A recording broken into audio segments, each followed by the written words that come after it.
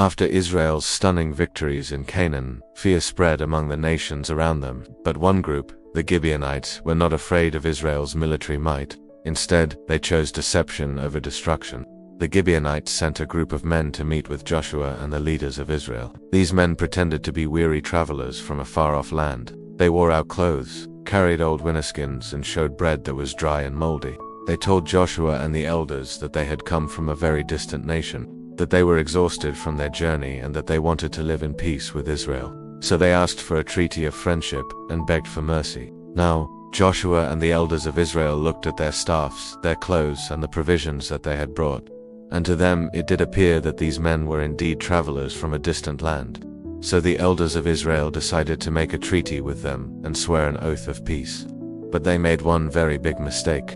They did not seek the Lord's counsel. Soon after, the other nations heard about the treaty between Israel and the Gibeonites, and they were very angry. The Lord then revealed to Joshua that the Gibeonites were not foreigners. They were the Amorites who lived among the nations of Canaan. And he told Joshua that they had been there a long time. In other words, they were neighbors, living in the land that Israel was supposed to take possession of.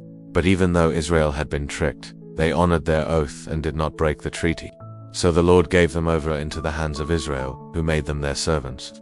And the Gibeonites became the servants of Israel. What can we learn from this story? First, appearances can be deceiving. Sometimes what looks right may not be right, and sometimes what seems to be an easy decision may have far-reaching consequences.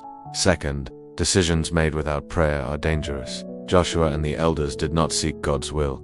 They relied on their own wisdom, and in the end, they were deceived. Friends, the world is full of people who want to lead us astray, just like the Gibeonites. But God wants us to walk in discernment, to seek His wisdom, and to trust His voice. When we lean on our own understanding, we can be fooled.